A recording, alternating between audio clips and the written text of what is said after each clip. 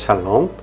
Hari ini kita akan merenungkan kitab Amsal pasal 25, teksnya ayat 1 sampai 28, dan sudah dibagi dua paragraf.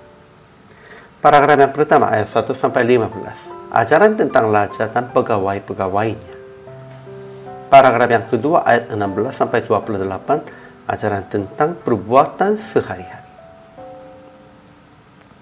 Kesimpulannya, dari pasal 25 sampai pasal 29 lagi tertulis Amsal-Amsal Salomo yang dikumpulkan pegawai-pegawai Hizkia.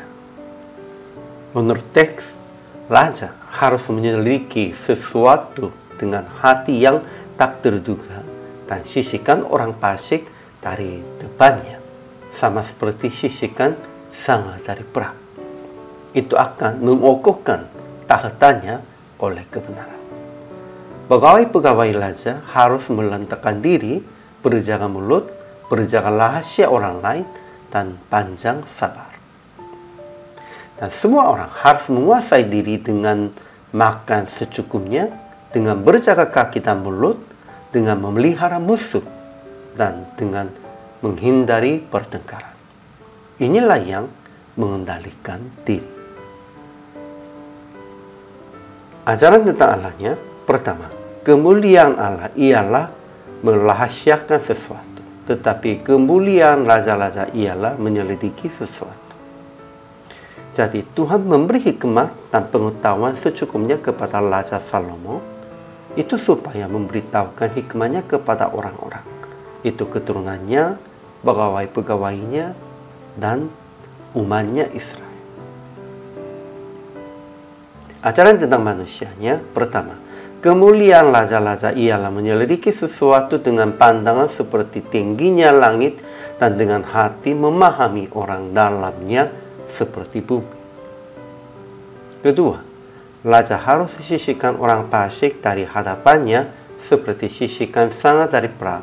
Itu akan mengokohkan tahtanya oleh kebenaran. Ketiga, pegawai-pegawai raja harus melendakkan diri, tidak bertengkar dengan panjang sabar, berjaga rahasia orang lain, dan panjang sabar, dan harus berkata perkataan yang diucapkan tepat pada waktunya, seperti buah apel emas di pinggang perak. Mereka akan menjadi pesuruh bagi raja seperti sejuk salju di musim panen.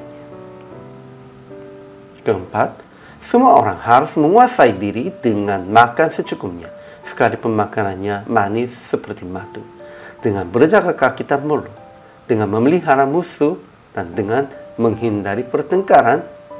Inilah yang mengendalikan diri. Kemudian aplikasi hari ini. Pertama, berdoa supaya memandang dengan pandangan tinggi dan luas, dan supaya memahami hati orang lain dalamnya seperti bumi.